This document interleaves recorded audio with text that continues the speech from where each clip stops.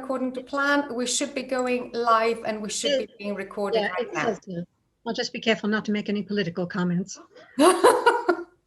So we've got quite a few people already joining us. Now, I have a message saying this meeting is being recorded and I have to say continue, yes? Yes, please. That would be great.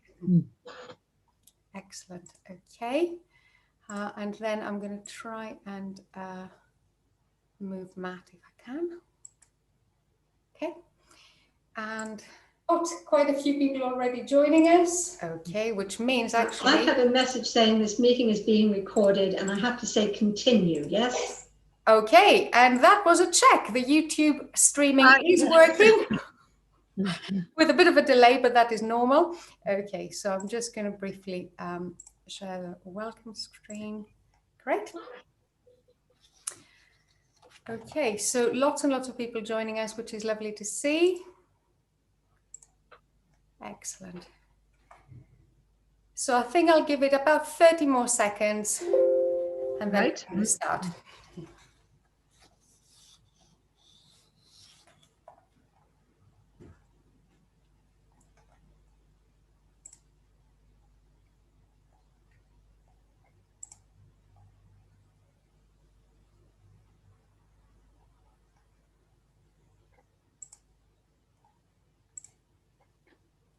Lovely.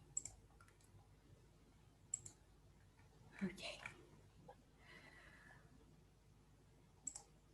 Okay, I think I want to start with housekeeping. First of all, good evening, everyone, and thank you very much for joining us. 2 days, a couple of days before Halloween.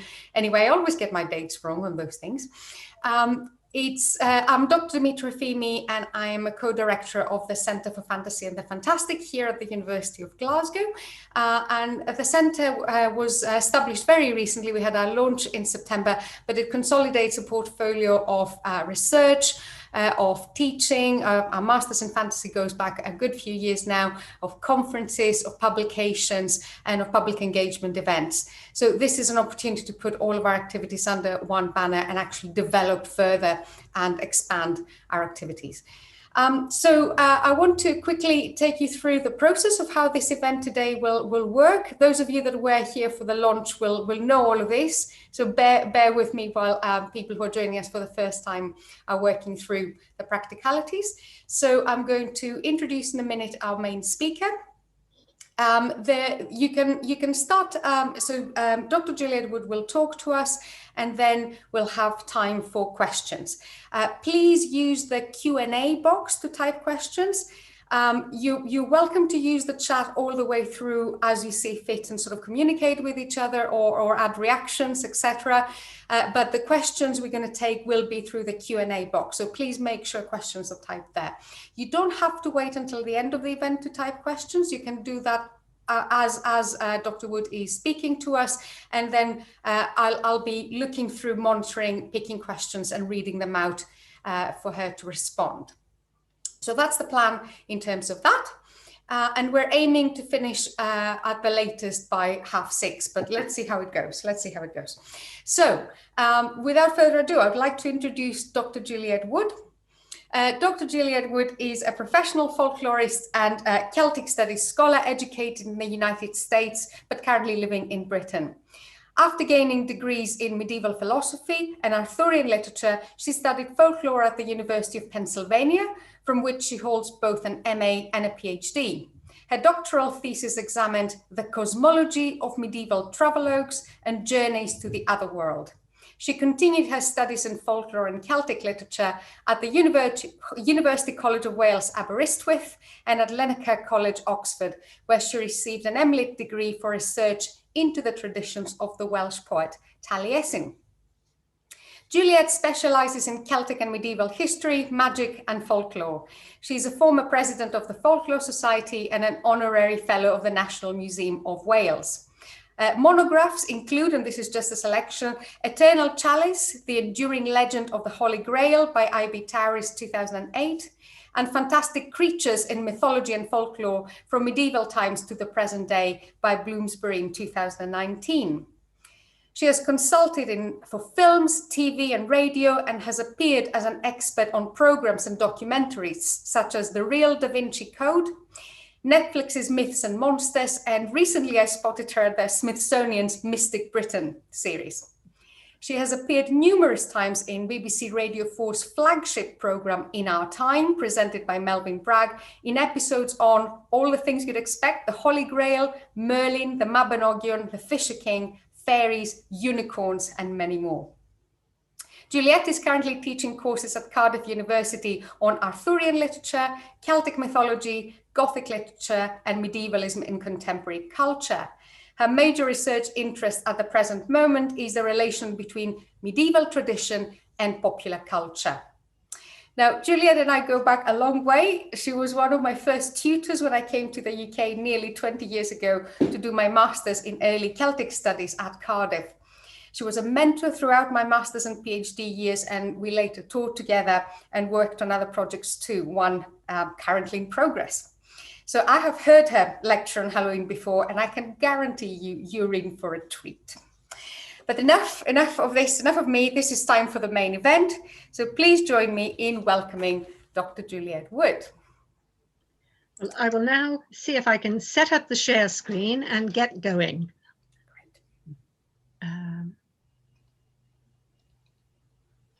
Right. And I will disappear for now. That's right. Dimitra, can you see it? I will assume if you can, everybody Yep. can. Yep. Excellent. Right. I'm looking really at Halloween as a global phenomenon rather than sort of something restricted. And many of the illustrations are actually from my own collection. I have loved and collected Halloween stuff for years and years, ever since I was a child growing up in America. So much of the stuff you will see is actually my extensive collection. Nice to have a chance to show it to other people. So what we can say, why is this not moving? We seem to have a frozen screen. Okay, let me undo this and try again.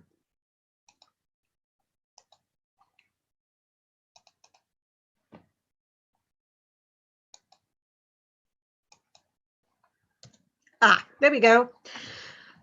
The witches are after us. That must be the reason. So what I'd like to look at in Halloween is this notion of celebrating and remembering.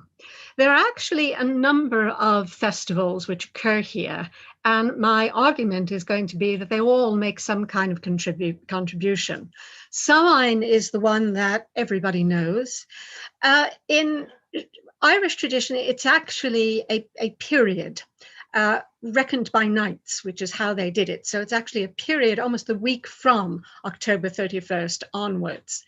There's also All Hallows Eve, which is the Halloween, All Saints and All Souls, November 1st and 2nd. And more recently, the Day of the Dead has become a very important element in Halloween celebrations worldwide. In Britain, Guy Fawkes with its bonfires is there. And I'm also going to suggest that we sometimes ignore the fact that St. Martin's Day, which is the 7th of November, 11th of November, depending on how you reckon it, also contributes to Halloween, contributes to the kind of celebrations we have. So having set out my thesis, let us move on. So often you find things beginning with Halloween is the Celtic New Year feast of the dead. It's a nice idea, but historically it doesn't actually work. It's more complicated than, much more complicated than that. It's not really just a Christian replacement for a pagan feast. Again, much more complicated. What it is really is a celebration of community.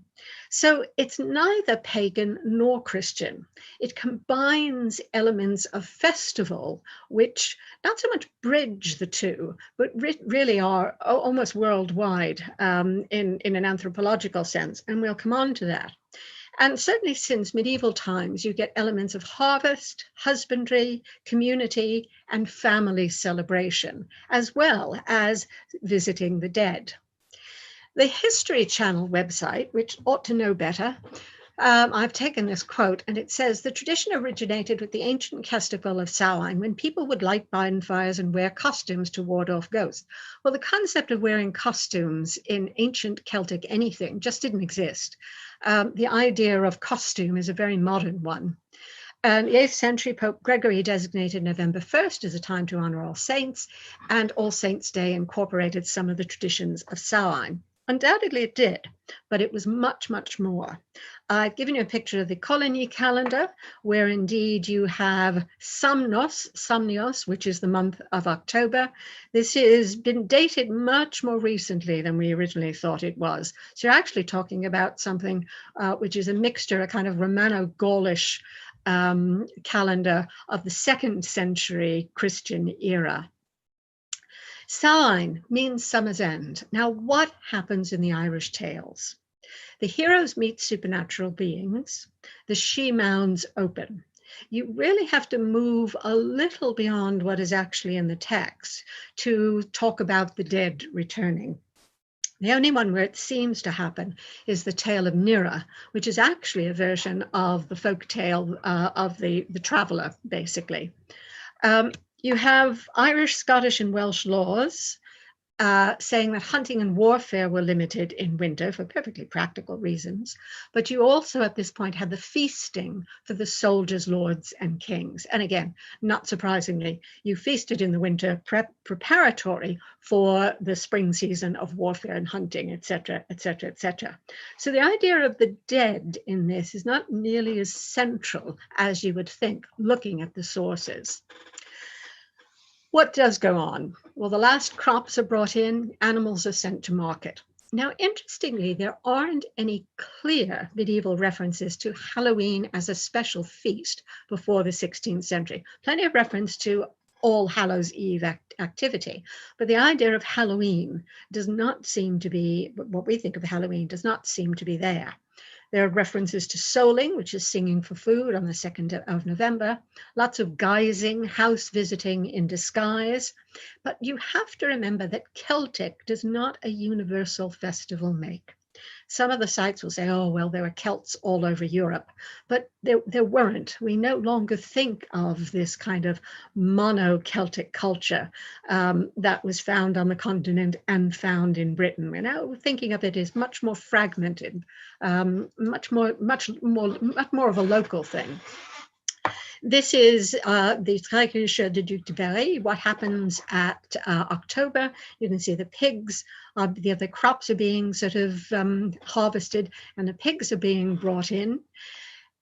I think what I would like to make at this point, and it's a point I think which will underpin the whole of this lecture, is that rather than try to find what's the earliest Halloween, is it Celtic, is it pagan, is it Christian, to think of it in an anthropological way, using what was set up by Arnold van Gennep in 1909 in Les Rites de Passage, the Rites of Passage. He pointed out how common in societies were these ritualized transitions. They're social, going from childhood to adulthood, life to death, birth to life, the whole bit. They're temporal, going from autumn to winter, which is what we have here. They're geographical, crossing boundaries. And what happens as you enter this transition, you go into a liminal period, what later anthropologists called liminality. In between, you lose your old identity and you haven't taken on the new identity. You're going from one place, you haven't quite arrived. You're in a period which is dangerous and also potential, has a great deal of potential as well as danger. And I think if you think of Halloween that way and think of how it pulls in all of these elements of transition, all of these elements of liminality, all of these elements of losing one identity and gaining the other. It's a much more useful way to look at this than to try to figure out, oh yes, here is something that looks Celtic. Ah, yeah, there's something in some sort of phrase in one of the Celtic tales ages and ages ago. You have huge, great time spans that you have to get over with this argument, and it often doesn't work. Whereas the rites of passage, this idea of liminality and passage, works extremely well. So what have we got? Certainly with All Saints' Day, the spring celebration was transferred to November. Now, saints in this instance means all those people who have safely negotiated on life on earth and got to heaven, basically. They are the saints in heaven rather than things like St. John and St. Catherine. They are the dead who are justified. And increasingly, particularly from the 12th century onward, we began to, the theology, Christian theology, began to recognize this idea that there were sort of souls in transit, as it were. Purgatory, the concept of purgatory became very, very popular. And as a result, you had an increased interest in these sort of transitional rituals. Now, I also want to say one needs to look at the Martinmas parades, which are very, very popular all through Germany, Austria, Belgium, basically what was Catholic, still is in many ways, Catholic Europe and Protestant Europe. And that, of course, is the 11th of November. And we'll come back to that. I've given you names, various names for this festival.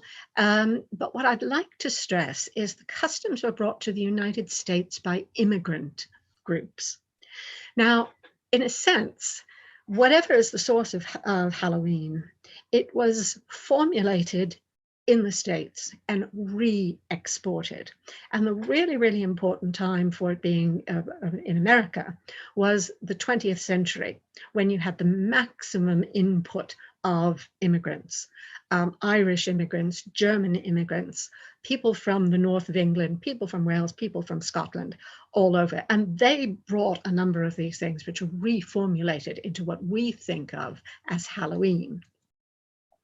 St. Martin of Tours. Now, the interesting thing here is Martin divides his cloak with a beggar, and miraculous sunshine keeps him warm. And this, of course, is Bruegel's lovely take on this. Here is, dignified Martin and the beggar, and here is the Carnivalesque, to use the current term, celebrating with food, drink, games, the sort of mass sort of chaos that Bruegel depicted so well. It's also a time when you're preparing for winter, animals are sent to market, and there's often a feast at this point. St. Martin's beef, Irish, often known as corned beef and cabbage in the States. St. Martin's geese were sent to market, and St. Martin's bread, special foods. Whenever we celebrate, we like to eat and drink. This is a perfectly human reaction and a absolutely universal one. Now, as I'm saying, if we look at these things, these customs changed a bit, but you can still see what's going on. Lots of harvest and lots of animal fairs. To some extent, they were replaced by children's marches. This is one in the Netherlands, and in Ireland you have this interesting one. This is the St. Martin's Cross, the Cross for St. Martin's Day, which is a big festival in Ireland. And what you had was a cross on the cottage door and IHS, which is the Greek for the first three letters of the name Jesus, often done in the blood of a slaughtered animal. So you're talking about a kind of a patropaic ritual, something to bring luck and bring protection as well. As I say, this is just a little detail from a larger Irish painting. Guy Fawkes, the 5th of November, remember the whole bit. This is a lovely sort of celebration which still goes on in the town of Lewes. A big celebration, not just Guy Fawkes, but whoever is the least favorite politician of the day. One year they had Margaret Thatcher, I think. And this is, again, a lovely sort of Victorian illustration, very much romanticized, of children doing penny for the guy, something which is now been absorbed by Halloween and in a sense is much less prominent than it was even when I first came to Britain. I can remember penny for the guy. Now, well, I haven't seen one in a long time. I'm sure they must exist somewhere, but they're much rarer than they used to be. Back to this notion of what's going on here, Hallowmas, All Saints, All Souls. Celts are not a pan-European factor, and I think one has to recognize this in order to begin to understand what is happening at Halloween. Certainly there are feasts of the dead, graves and remembrance. These are Christian elements, lots of sharing food. This is a German bread, which is called Stairway to Heaven. And these are Catalan panelets, which are sort of soft cookies with pine nuts, often pine nuts or almond. And again, you'll get localized things, particular areas which will have a particular food that's eaten at this time of year. Certainly you have visiting, All Saints and All Souls, visiting the dead, candles, lights, cleaning graves. Very often the graves would be cleaned in the autumn and in the spring. I can certainly remember my Italian aunts doing that.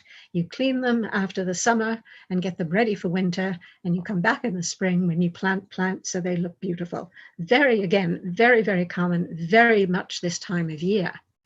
Now, Halloween.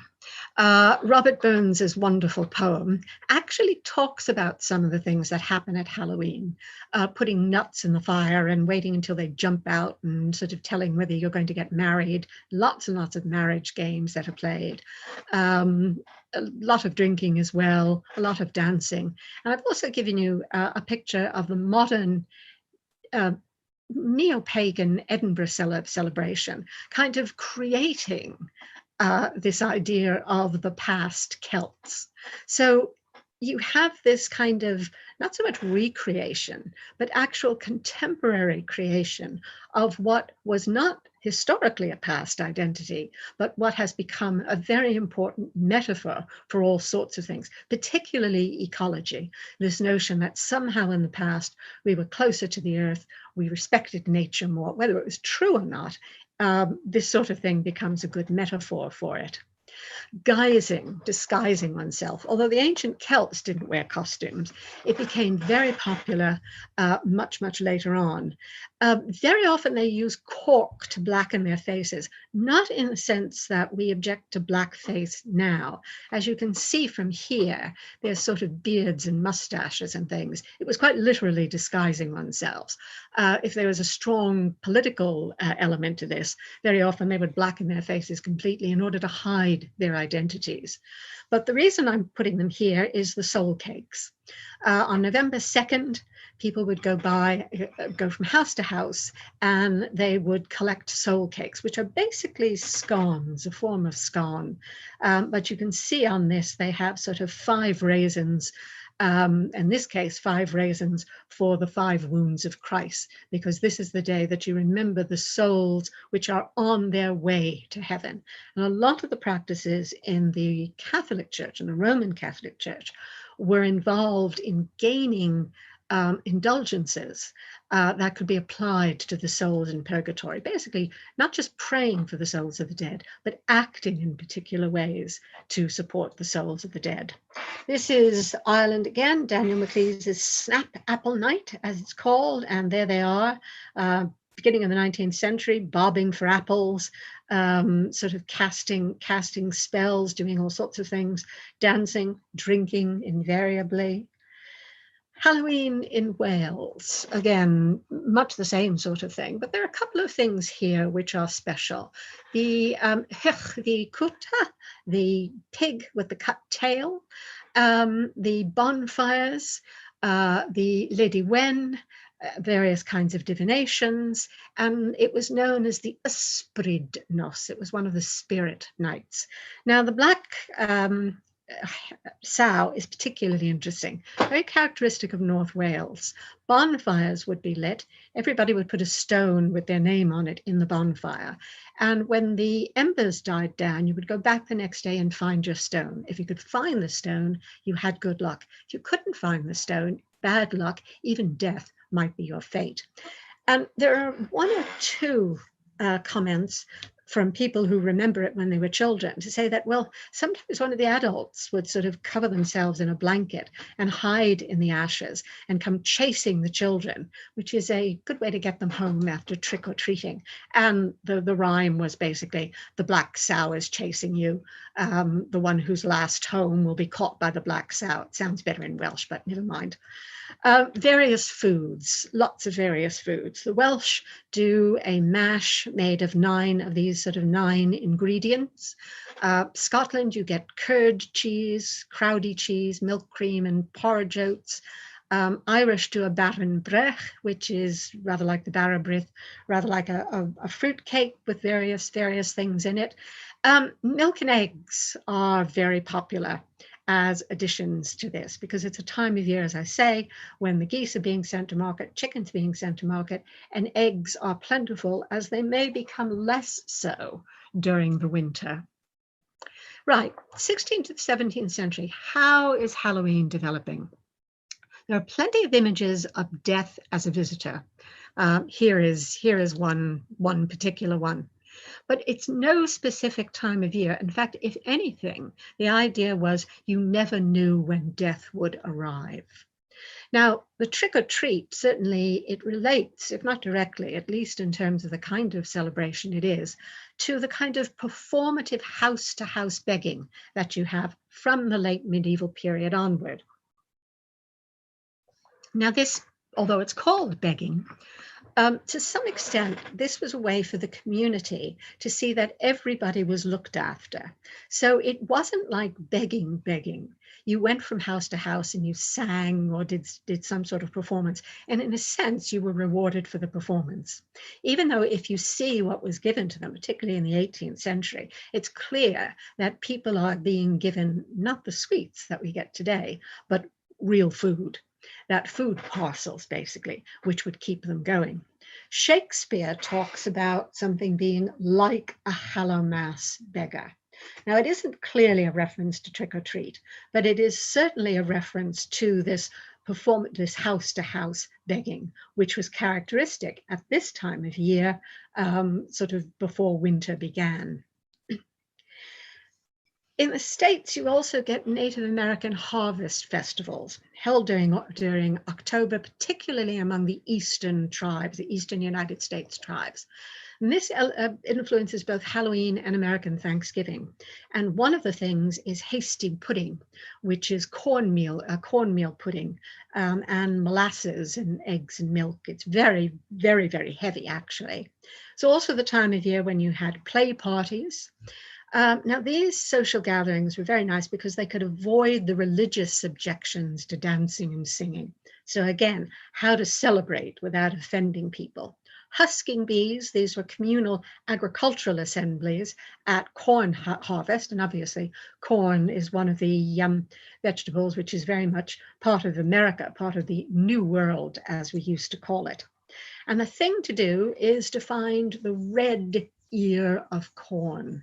This was the one that brought the great good luck. So it wasn't just performing an agricultural activity, it was kind of making that agricultural activity have a ritual significance as well.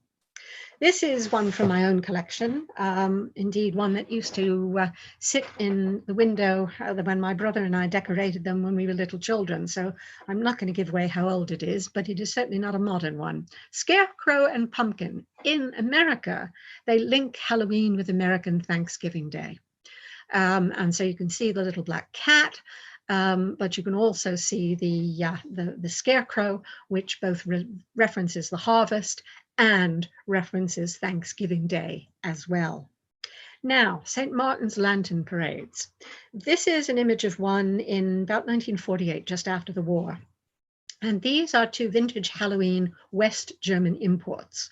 This one we used to play with when we were children. It's much the worse for wear. This one is in much better condition. But note, these are actually images of the sun. St. Martin's story, he cut his cloak in half, gave half to the beggar, and the sun came out to warm him. Yet when they were imported into the United States, they got sort of linked to Halloween as if they're pumpkin faces. So you have a very interesting shift here of something which means one thing in one celebration and is being adapted to another. Papier-mâché is very popular, and these folded paper technique, which really comes from the Far East. So it's really, as I say, when I say global, I mean global. Here again, various cards, including one that I bought in the States, again, about 15 years ago, which is Spanish. I bought it in New York. We have a huge Spanish population. And I actually bought it before the Day of the Dead became really, really popular. Again, sort of funny Halloween cards, cute Halloween cards, scary Halloween cards. They're all over. Down at the bottom, again, all mine.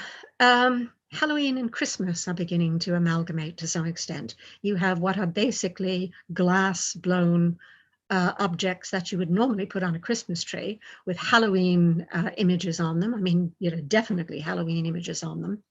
But here is the Methodist University in 1900. The young ladies of the Girls' Hall were at home to the students and faculty with a Halloween party. The large dining room was profusely decorated, the columns being wreathed with green berry-laden vines and bunches of mistletoe. One feels that they were using the Christmas decorations here, interspersed with crimson electric lights. Jack-o'-lanterns blinked from the corners, a witch told fortunes, a skeleton room presented dread mysteries, and the guests were met on the campus by white-robed floating figures and welcomed in the hall by similar apparitions. All very tasteful. And indeed, universities, colleges in the States have big Halloween celebrations. Not everybody likes Halloween. Here is Linus welcoming the great pumpkin, a Halloween card which I sent to my father many years ago. But 2008, spooked schools ban goblins. Halloween parades and symbols, including paper witches pasted to windows, have been banned because of objections by Christian fundamentalists who complain the holiday celebrates the devil. The board has to acknowledge Halloween's roots in Druid ceremonies, no, and in a Celtic festival of Samhain, not really. The Celts' god of the dead.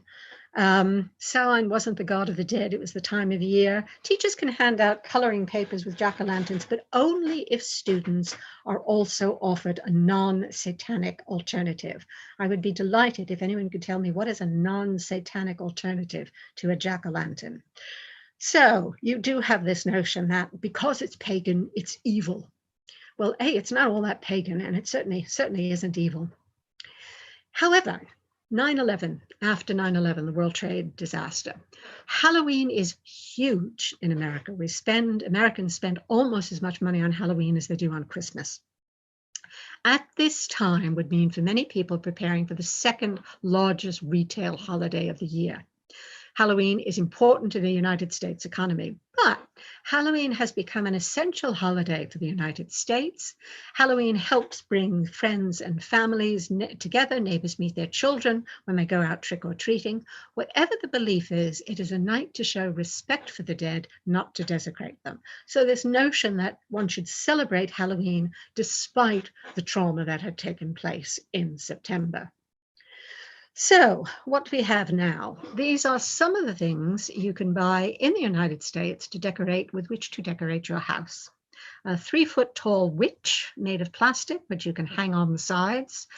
Keep in mind that many American suburban houses will be a house in the middle of a small plot of land. Trick-or-treating is quite strictly regulated. The communities will get together and say there will be trick-or-treating from this hour to that hour and then nothing after that in an attempt to control it. Very often there will be communal celebrations, contests for who has the best costume, that sort of thing. And you get lots and lots of sort of death imagery. That's a great deal of fun. Here is this wonderful skeleton or bits of skeleton that you can kind of stick in the ground and cover over with leaves. So he looks as if he's coming back from the dead. All sorts of stories about this. The kids will count the number of lit pumpkins, and that will tell them whether they're going to get a generous amount of candy. I mean, all sorts of things kind of being created. Now, this is Halloween this year. Halloween has the potential to be epic. Halloween in the time of COVID. Full moon, that said, there are a few things that will set Halloween 2020 apart from all other years. But just because we need to remain socially distanced this year doesn't mean Halloween is cancelled. It just means we need to brainstorm creative quarantine Halloween ideas. So again, this notion that celebration is almost a counterpoint to social trauma. And I give you yet another selection of stuff from my collection. Some of this little paddleboard one is about 1950s. This is a bull roarer. That's a little sort of, when the Smurfs were popular, you kind of pull this and it bounces around as if it's afraid. This one kind of be wind up and it walks inevitably towards you. Great fun, and fun in which the sort of death imagery is regarded as amusing. So give me a candle, give me a light. If you haven't a candle, a penny's all right. This is Punky Night in the West Country, which even now the children carve lanterns. Swedes were what were originally used. Pumpkins obviously are now popular. They're much easier to carve, but again, they're an American vegetable grown all over the place, and the kids have a contest as to who carves the best lantern. Train rides and ghost walks, everything. But interesting, we welcome callers with children in costumes. Nice subtle way of making it clear that this should be a children's holiday, not a holiday where you intimidate people. New York, the very famous Greenwich Village Parade, which now brings almost 1 million visitors, probably not this year, but certainly 2 years ago when I went, and hadn't been for years and years. It was started by a group of prop makers who created these utterly wonderful street puppets, and it's usually followed by a stream of Americans. There's no set theme, but they tend to be a theme. For a couple of years, it was zombies. Everybody got dressed up as zombies. The last time I was there, everybody was getting dressed up like the Day of the Dead. There's pumpkin wishing on Harlem Mere, which is at the north end of the Central Park, where the kids carve pumpkins and set them on these floats out on Harlem Mere, and it looks wonderful in the light. The New York City Black Hat Society is the pagan society in New York, and needless to say, they have a very large, very cheerful Halloween celebration of their own. So again, adults, kids, white witches. Elsewhere, I always love this, the idea of Everland, which is obviously based on Disneyland in South Korea, which has a strong link to American culture. And there is the vampire and all sorts of wonderful things. This is Disneyland celebrating 25 years of The Nightmare Before Christmas. Well, they wouldn't have passed that one up, would they? Candy, sweets at Halloween. This is a typical, and I mean just typical, display of Halloween candy in a New York shop. Just looking at it, you can gain 5 pounds and find your arteries clogging. But there are certain things which really go back. This is candy corn and what's often called witch's brew, which became popular in the 1880s. And basically it's sugar and corn molasses, I think.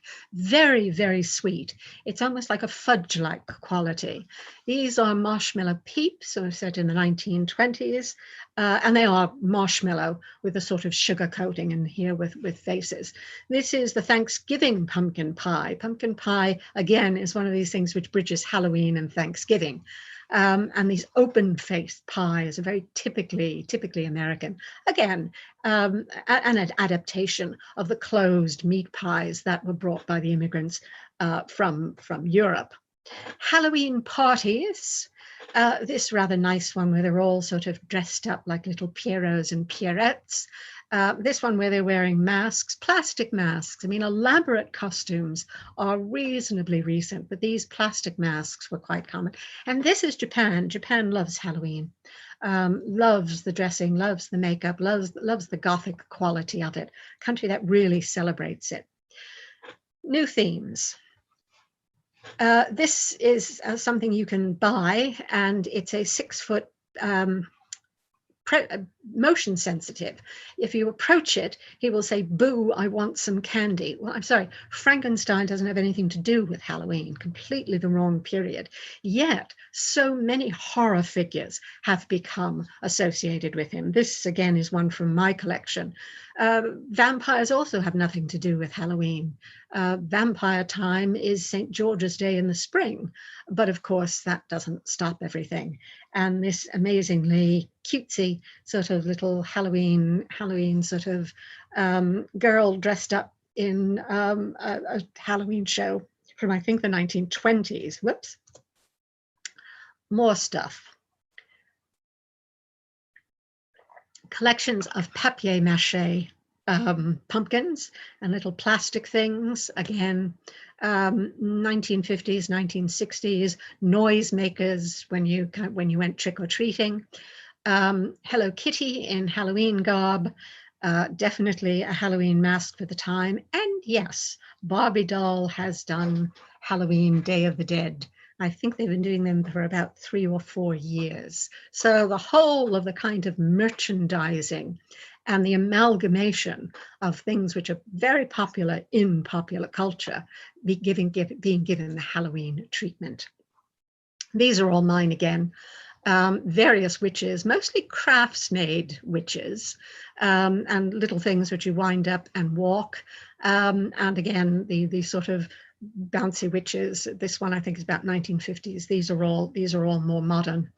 And a city which celebrates Halloween in many interesting ways, not surprisingly, is Salem, Massachusetts, the original witchcraft city. Although again, the witches and the witch trials in America had nothing to do with Halloween. They were something quite different. The Day of the Dead. I think this is probably the greatest influence on Halloween in the last 10 years, not much more than that. Obviously, the Day of the Dead celebration in Mexico goes much, much beyond that. But in terms of its affecting more generally in Halloween, it's really the last 10 years. And it, again, is a very interesting festival in and of itself, separate now completely from Halloween.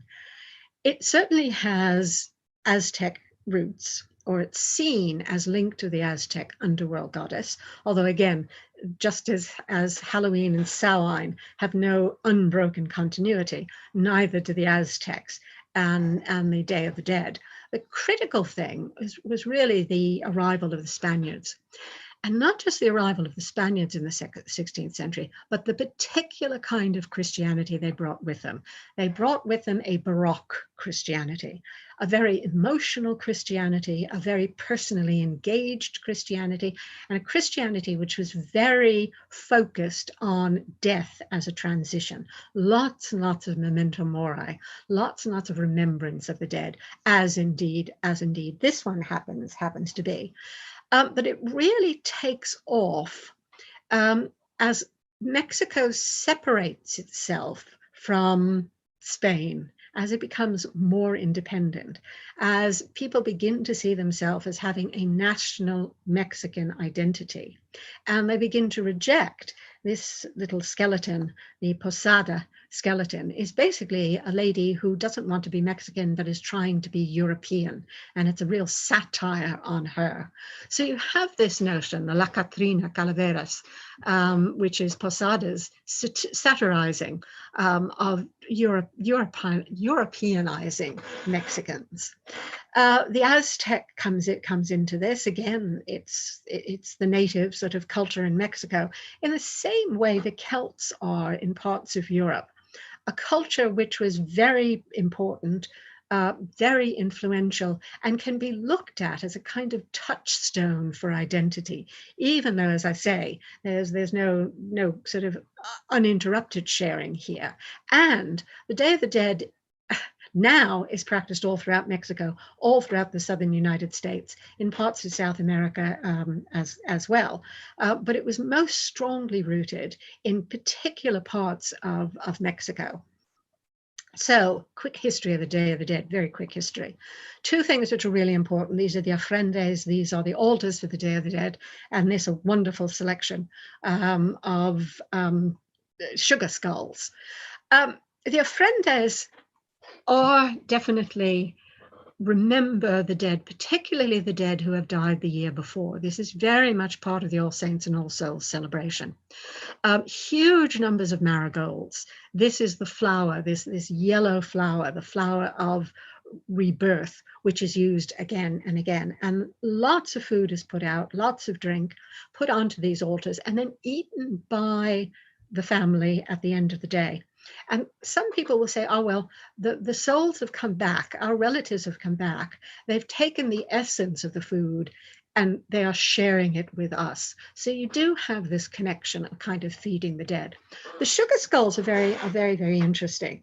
It's a challenge to death in some ways and a recognition of its inevitability. It's not Spain is not the only European culture where you get this. In Italy, for example, you sometimes have marzipan figures more in the spring than in the autumn. But again, this notion of you make these things out of something sugary, which can be consumed in some way. And they just, well, as I say, these are a wonderful selection. These are Day of the Dead revelers in I think New Mexico, certainly the southern United States, southwestern United States. Let me not get too specific about that. They're actually men dressed in women's clothing. And as you can see, there's no elaborate costuming. They're just sort of basically rags, thrown off clothing. These, however, are two revelers in Mexico 2 years ago, I think. And you can see how elaborate the makeup is. The makeup is becoming. The James Bond film did an awful lot to encourage that, it has to be said. And indeed, there is the beginning of Spectre. This wonderful object is life-sized. It's from an exhibition which was done in the British Museum when they still had an anthropology museum I think it was 20 years ago. And there are now sort of artists who produce this material. It's made of papier-mâché. I mean, you know, it lasts, but it's not bronze or anything like that. And again, they are commissioned to do this sort of stuff. They produce this, it's sold. I have a number of small skeletons doing all sorts of things. I got a little band that is a skeleton sort of playing music. Again, a kind of enjoyment. I mean, mine are very small. It's unusual to have one quite this large. Not surprising, Disney picked this up. Disney responds very often to trends. There's an interest in this. There's a very large Spanish-speaking audience for this. And of course, you get La Muerte, who is a very Disneyfied version of La Catarina. But interesting, this is Xibalba, which is the Mayan lord of the underworld. So, you know, they're combining myths here. And then, of course, there is Coco, that utterly charming cartoon about the little boy who sort of finds himself and his relatives. It very much embodies the spirit of this kind of festival, which is one where you do sort of enjoy things, but you do sort of reunite your identity. And if I can go back to this notion of liminality,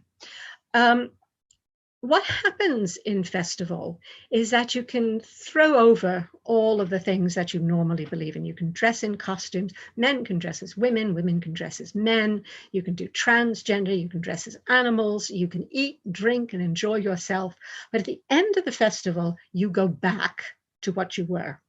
So the festival both gives you a release, but it also reaffirms the qualities of whatever society you're in, the importance of family, the importance of social norms, whatever. So it becomes something which is now known as the Carnivalesque, a temporary sort of reversing, the world turned upside down, but turned upside down knowing that it's going to be righted at the end of the funeral. So you have this beginning, again, liminality. You have this breaking with what you were and returning to not quite what you were before the festival is the idea here. Back to America. The Headless Horseman, Washington Irving's story in 1820, and in this case, painted in 1858, Ichabod Crane pursuing, the Headless Horseman pursuing Ichabod Crane, Bram Stoker pursuing Ichabod Crane, and also it was set in Dutch New York rather than Irish New York. Now in 1820, there wouldn't have been a huge number of Irish immigrants at the time. But it's interesting kind of what he's doing with this, and it's kind of false ghost story. Again, and this often happens. This is, I think, the basis of sort of the costumes that are worn at this time. You kind of pretend to be someone you're not, and everybody knows that it's not really, really serious. This is Walt Disney's version in 1956 with Bing Crosby singing and doing the voiceover, and Tim Burton's wonderful Legend of Sleepy Hollow in 1999, which again was gothic and horrid, but tongue-in-cheek sort of gothic and horror. Halloween, as I mentioned before, is a carnivalesque time, a time for reaffirming community. And these are only 3 examples where you have children finding how important community is, facing their fears. The top one is Fat Albert and Weird Harold, which is Cosby's cartoon. Needless to say, you probably recognize Stewie. And this, of course, is Meet Me in St. Louis. All 3 of these have very similar notions in that the children are frightened in some way or attacked in some way and kind of reassert themselves, discover the true meaning of Halloween is community, although perhaps not quite so strongly in Family Guy, but again, that's Family Guy. Right. Well, I've actually come to the end of this. Let me do a quick recap, and then we can do as many questions as you want. This is Happy Halloween and Trick or Treat, something which, alas, we're not going to be able to do this year. Well, not trick or treat, but I hope we all have a happy Halloween. And what I've tried to demonstrate is that this is a festival which is syncretic, to use the technical term. It draws in all sorts of things. And I think it's less important where it comes from, which in any case we can't prove, and in most cases we get wrong. And more important to realize what's happening. We're celebrating a transition. And we're celebrating a transition which is seasonal, which is social, which is sometimes political as well, thinking what happens with 9/11 and the whole COVID thing. Again, it allows us to kind of stop, look at what's happening, enjoy ourselves, and eat far too much candy. So I think I will finish there and turn you back to Dimitra. Dimitra, do you want me to just stop sharing? I think that's probably the best thing at this point. Yes, thank you so much, Juliet. You're I mean, welcome. again, I feel frustrated when we do these events on Zoom because we can't have the applause. You know, this is the point where we'd have the big applause. Yes. I mean, I can see lots of messages on the chat where lots of people are, you know, putting hands together and saying thank you and all this. So that was absolutely brilliant. But you know, I wasn't expecting anything less having heard you this before. So there we go. Okay, so I'm going to move to the questions now. There's quite a few already, but just to remind people, if you've put questions on the chat, I might not see them. I can't guarantee that I will. So please make sure your questions are on the Q&A, not on the chat. Okay. So I think I'm going to start with one, like more generic one maybe, but and in some ways you've already sort of discussed this, but I was wondering about this push and pull between what is now clearly becoming a more global phenomenon and more global celebration of Halloween, and maybe we're getting something a bit more uniform that even, you know, 20 years ago, versus sort of local customs, etc. Where are we sitting in terms of that? Are we losing too much of the local customs, or are these revived and maybe reclaimed as something that stresses community? Curiously, they're now starting to be reclaimed. I think we're beginning to not to do what you said, what I think probably was happening about 10 years ago. I think we're now beginning to say, look, this is a custom that everybody can celebrate, but if you're here, well, this is how we do it. If you're there, this is how we do it.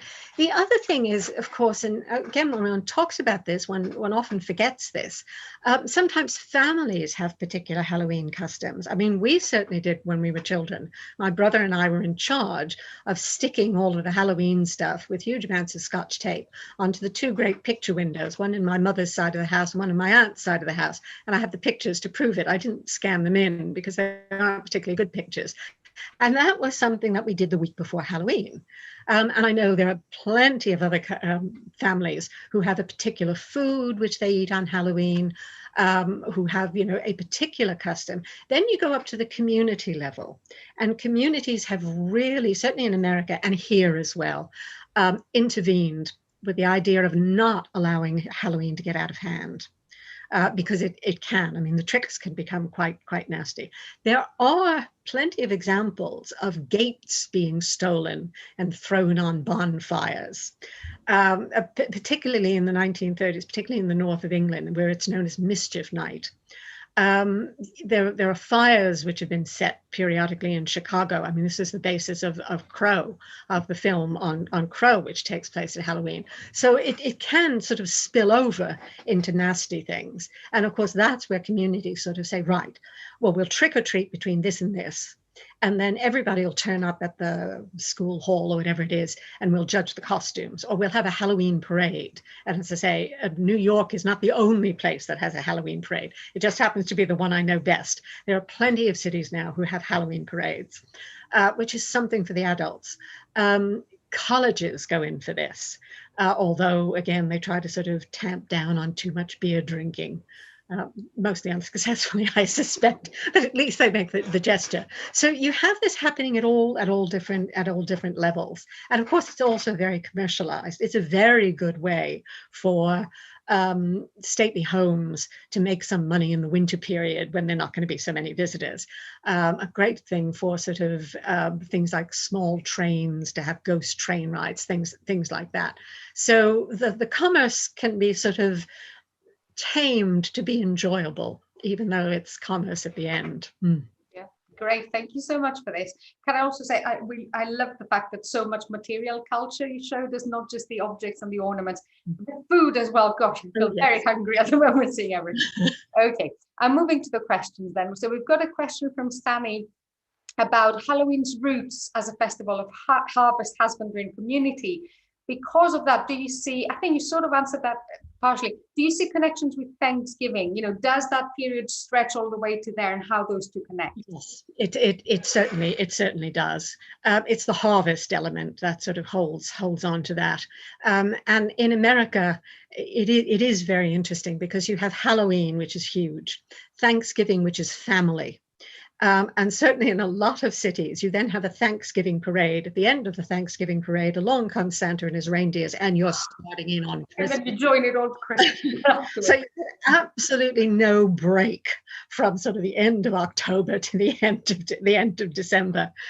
So yes, it does. But I think it's the harvest bit, and I think sometimes the harvest bit gets kind of hidden when we start thinking of it as a sort of festival of the dead. It really is a harvest festival.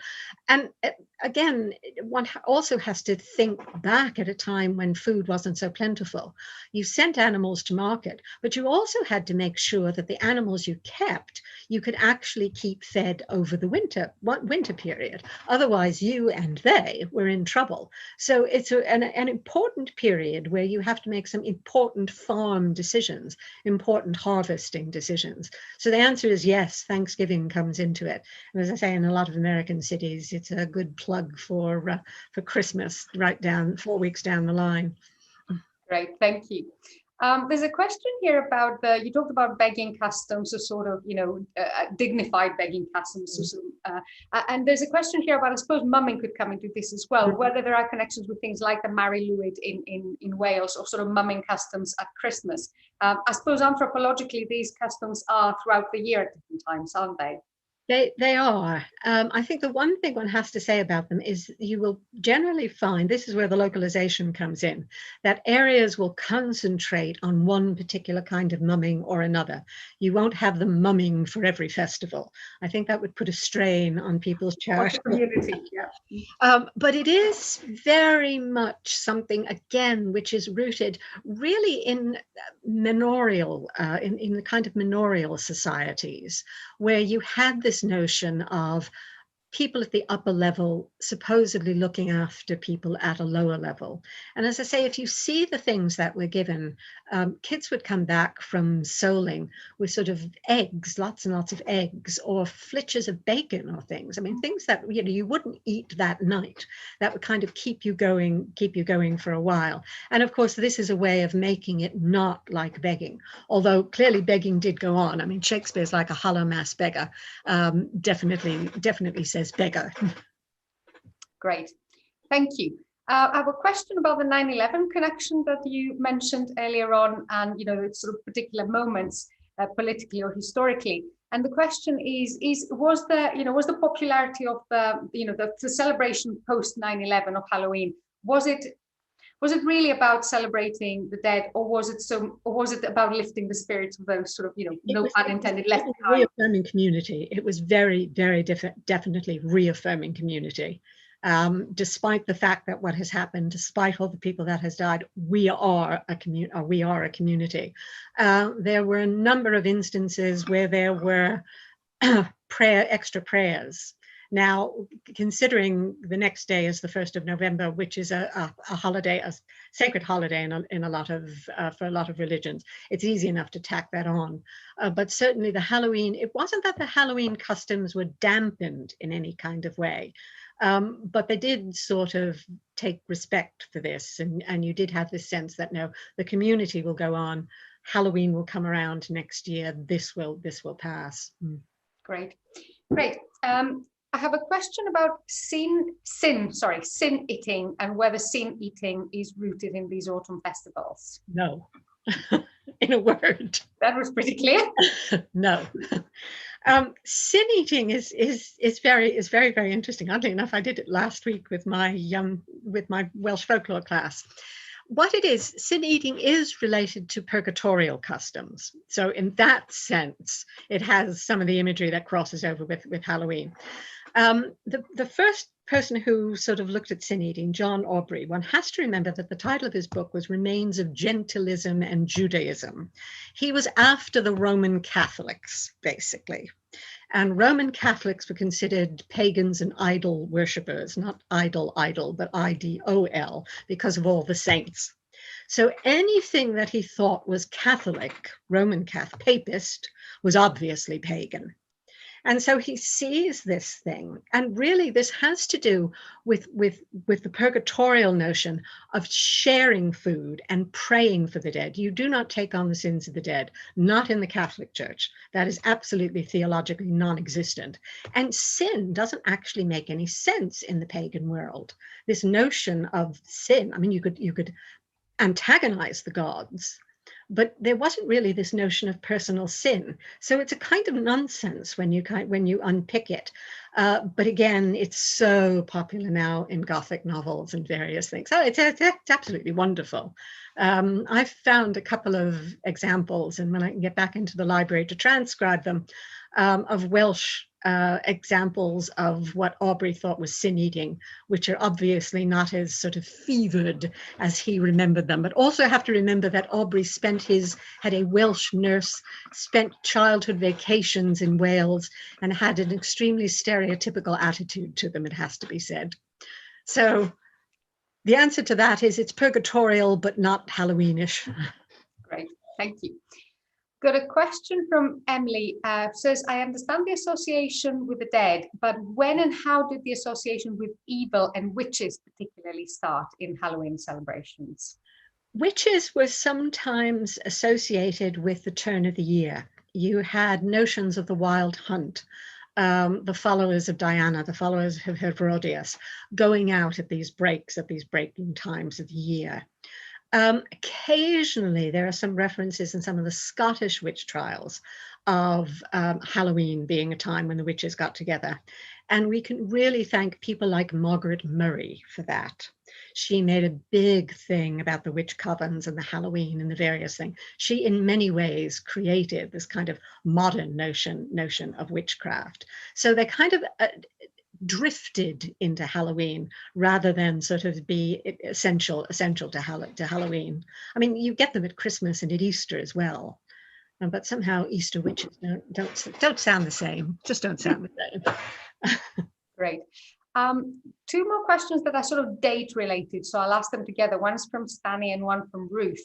And Stanley is asking whether the choice of November, talking about the significance date of the November the 11th for Martinmas, and whether that sort of influenced in any way the armistice day, or whether that was a historical accident. While Ruth is asking the relationship between Bonfire Night in the UK and other fire festivals in November. So far as I've been able to find, and Ron Hutton agrees with me on this, the 11th of November as Armistice Day is purely accidental. Although it is really interesting that you have all of these festivals at this time of year. It has to be said. What was the second question? The bonfire nights in the UK. Lighting fires is, particularly in the Northern Hemisphere, is a universal celebration.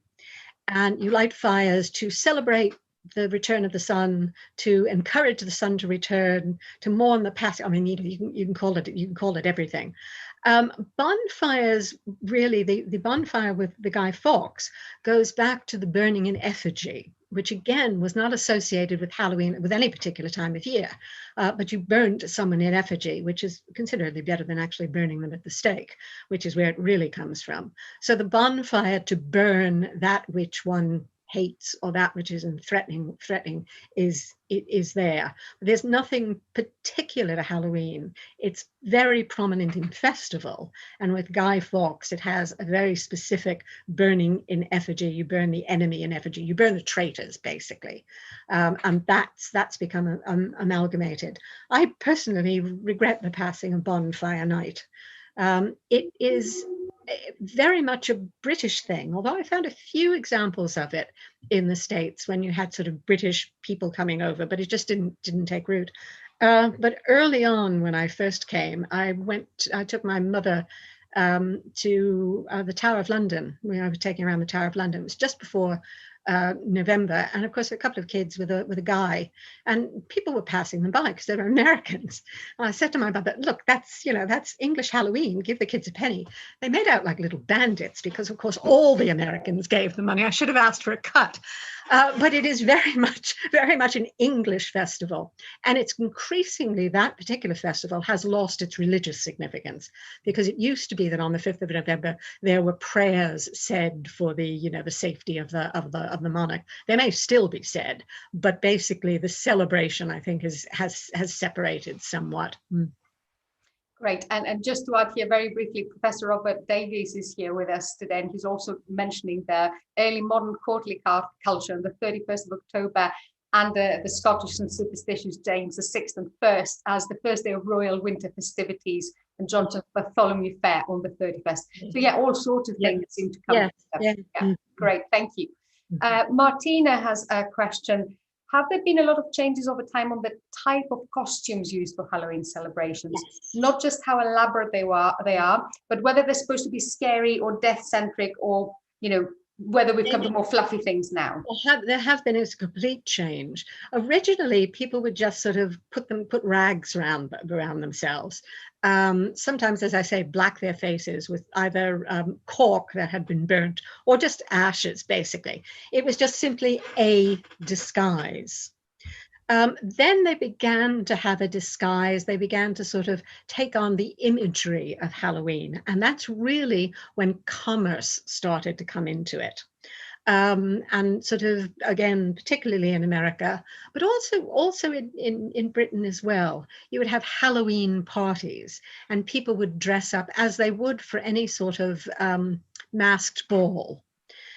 Then you began to get sort of things that were Halloweenish, pumpkins, witches, various things. Now it's anything goes. Anything that's a horror film, whether it has to do with Halloween or not. Lots and lots of fairies. This isn't particularly time for fairies. Lots and lots of spacemen. All of the Marvel heroes. I mean, again, it's kind of pick your favorite avatar and dress like it.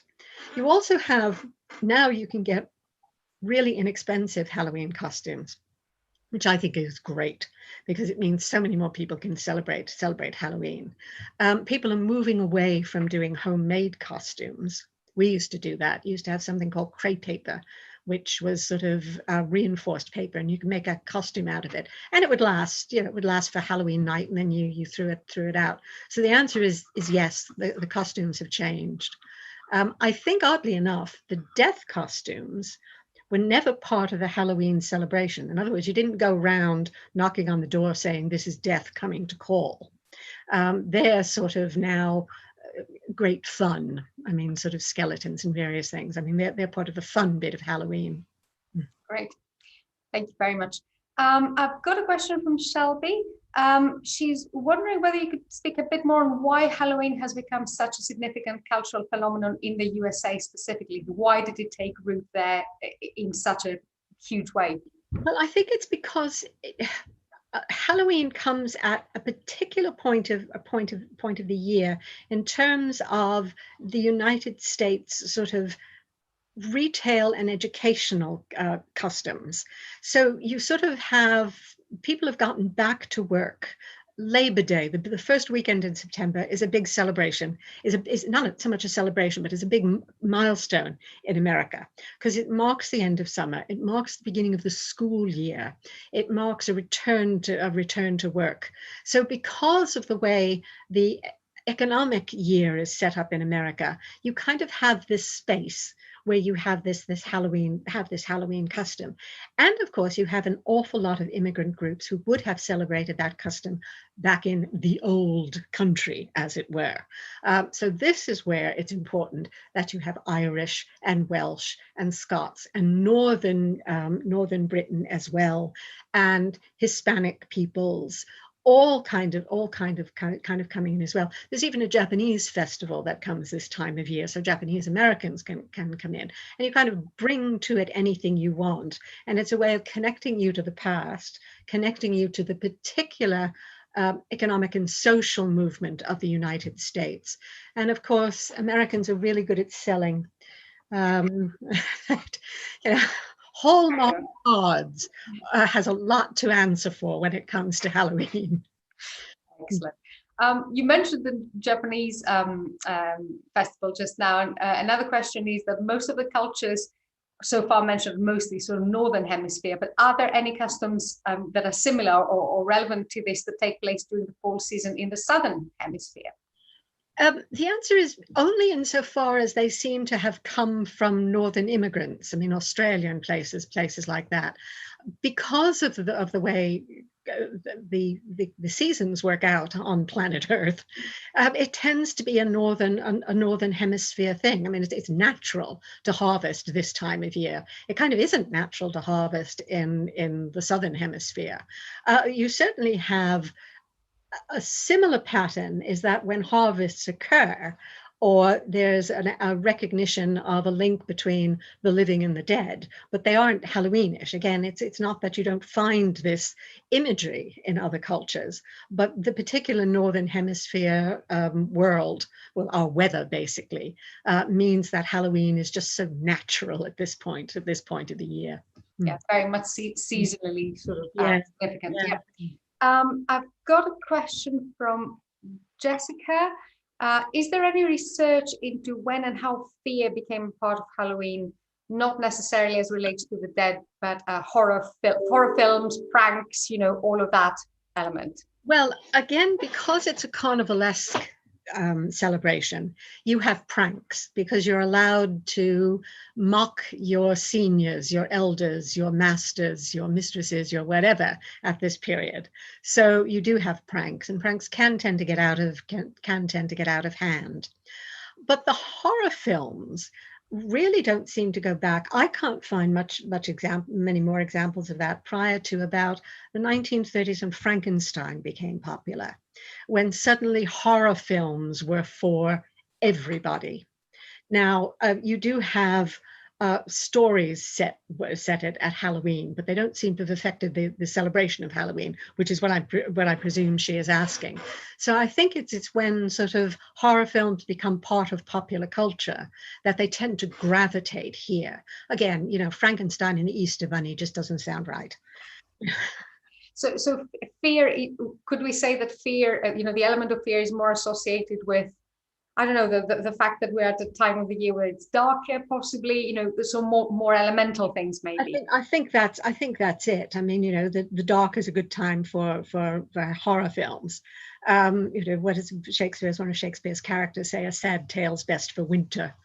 And I think there's an element of that, but it was really only till you got the sort of big Hollywood horror films that you began to have this. Because even if you read Dracula, Dracula doesn't take place in Halloween. It's the other end of the year because it's associated with the St. George festivals and the walls and that sort of spring. So poor Dracula has been uprooted and replanted in all sorts of contexts. Great. A question from Ariane. You've mentioned cocoa and also talked about some of the changing Halloween traditions.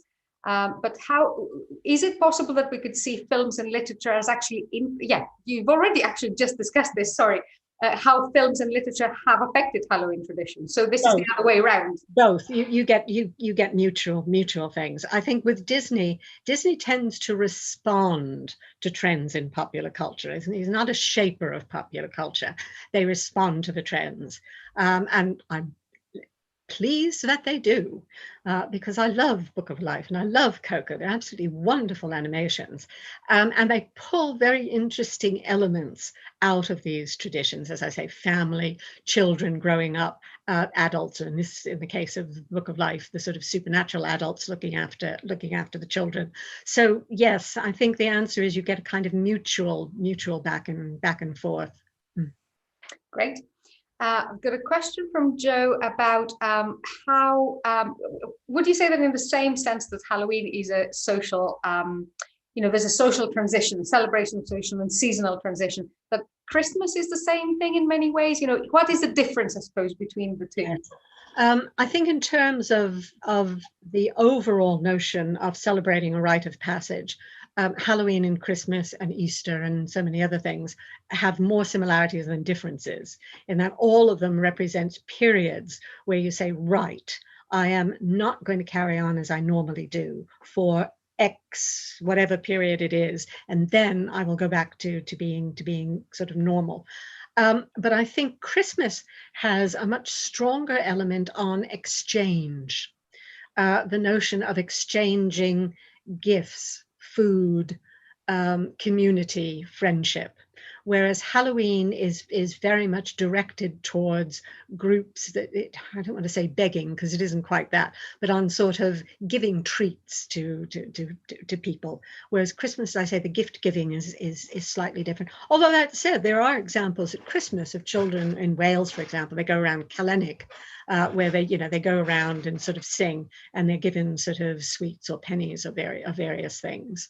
So as I say, this kind of mumming performative custom you find really all around the year. But I think with Christmas, it's much more this notion of a gift.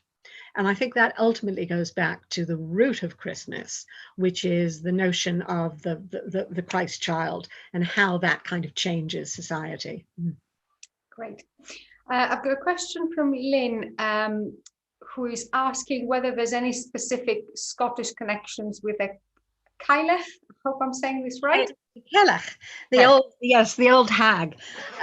Well, yes, in that she's a figure of horror, or at least an ambiguous figure. Actually, she's not a figure of horror, she's an ambiguous figure who lives outside of normal society. And certainly with Halloween, you have this notion of the outside coming in. I say this is why it's so easy to see it as a festival. It's a festival of the dead. So the cailleach definitely is there, the hag figure. And I think also it's one of the ways that the witches kind of get in as well, because witches, you know, cailleach hag, witches hag, it's an easy transition. In Wales, you're hearing much more now about a figure who isn't nearly as well known as the cailleach, which is the grach,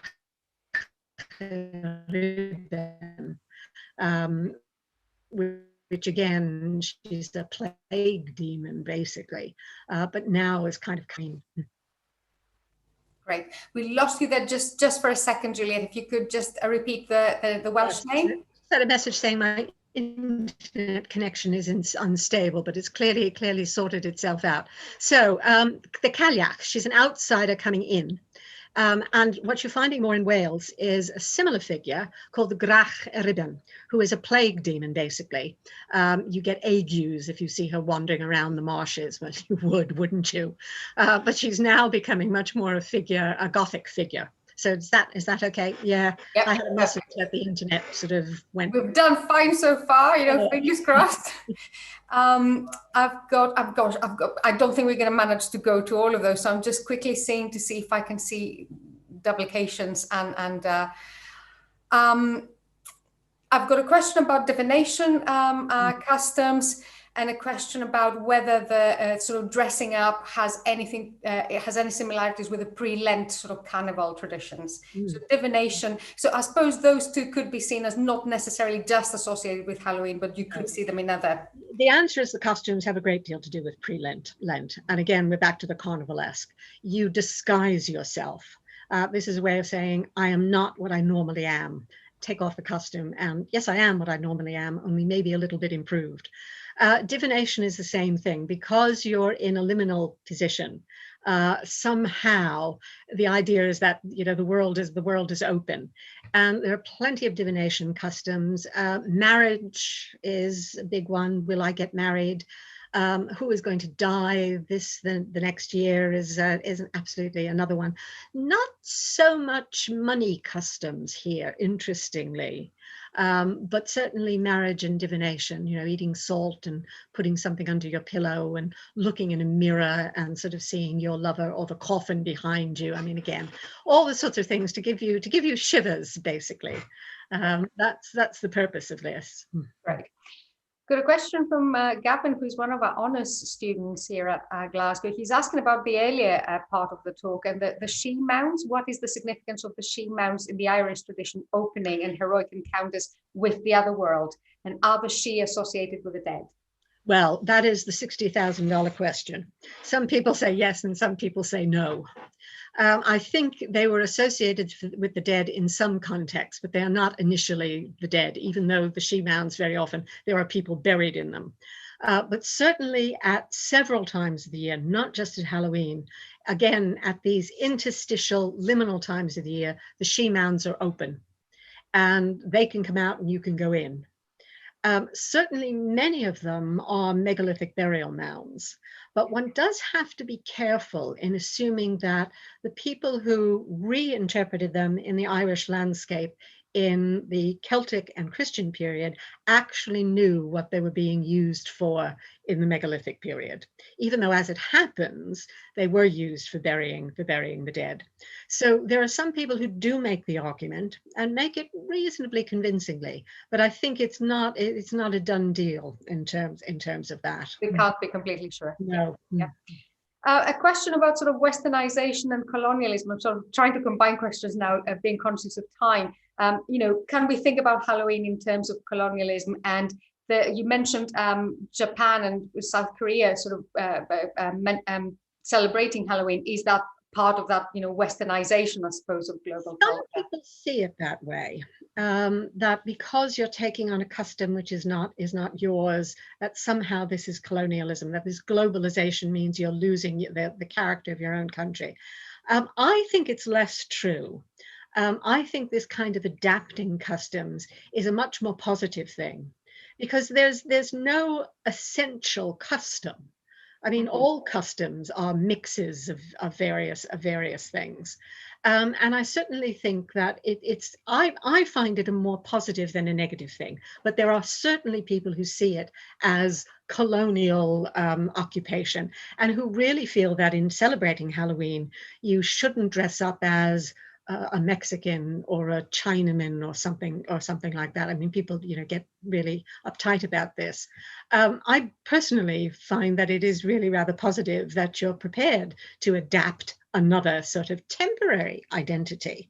It isn't a mocking identity. Yes, it's tongue in cheek, it's fun, but it's not, I think, in most instances, a particularly negative thing. But again, that's my particular perception on this. I think this is one of the positive aspects of globalization, and not everyone would agree with me on that. There is a point here from Lorraine that I wanted to mention about a particular incident. She says, I remember doing summarized versions of Tam O'Shanter at school in Ayrshire around Halloween. I surmised it was a Halloween-based poem because of the daredevil and witches all dancing. But is this something that's been assumed as taking place in Halloween? She says, I should probably know better being Scottish. So, how much, is that a Halloween poem, or how much have we superimposed Halloween on it? No, I think it is a Halloween poem. I think he was, and certainly this is the perception, that he was amalgamating these things that were happening at Halloween, but these were things that were happening at Halloween. These were Halloween customs that he was just kind of putting into one sort of lovely poem. Burns was very keen on the ordinary culture of the Scots. Not romanticizing the ordinary culture of the Scots. There were enough people who did that already, but sort of making it seem noble is perhaps a too posh a word, but certainly making it seem understandable and acceptable. Great. And of course, as you mentioned, Robbie Burns' Halloween, which is a brilliant list of customs, definitely around the time that he's writing. Absolutely brilliant stuff. I think we're going to have to stop here and sort of please join me in thanking Juliet again for a lovely talk and a brilliant, very long session of questions and answers. We have exhausted you, Juliet. Thank you ever so much. Some attendees are asking whether it would be possible to share the slides maybe at some point later on. I know Juliet has given me a bibliography, which I will share via the Eventbrite link later, but all of this is recorded and you will be able to access it again on our YouTube channel. It should be still going live there, and after we finish it will be automatically uploaded, so all of this you can watch again at your leisure and take further notes. I know Juliet covered a huge amount of material today, as she always does. She's brilliant at that. So I just want to very briefly say that our next event now in November is on the 19th of November, and it is a celebration of the 100 years from the publication of David Lindsay's A Voyage to Arcturus, probably one of the earliest speculative fiction, science fantasy texts. Wonderful. I know. And we're going to have Douglas Anderson, who is one of the Lindsay scholars who's worked very closely with the Lindsay estate. We have Professor Robert Davis, who's with us today, who's worked on this book as well, and especially the influences of this book on modern fantasy and Philip Pullman specifically, and Nina Allen, who is a current science fiction author who's referenced Arcturus and will talk from that perspective to us. So all of this is on our blog, and you'll be able to book tickets, and it's part of the Being Human Festival, which is a national festival of the humanities that's happening throughout November. There's other things coming up as well. I am thinking about something for Christmas. I haven't quite made up my mind yet, but there will be announcements, etc. Please keep an eye on the blog and keep an eye on the page of the centre. And if you want to be on our mailing list, please drop us an email. Again, all the contact details are on the blog. I just want to say again once more, thank you to Juliet. Thank you to everyone for joining us. And I understand we've got people from all over the world, which is absolutely brilliant. And have a lovely, lovely Halloween. I mean, that is the main thing. As lovely as we can make it in the circumstances that we're at. But dressing up, decorating the house, these things we can still do, and reaffirm that sense of community that Juliet talked to us about today. Thank you ever so much, and hopefully see you in the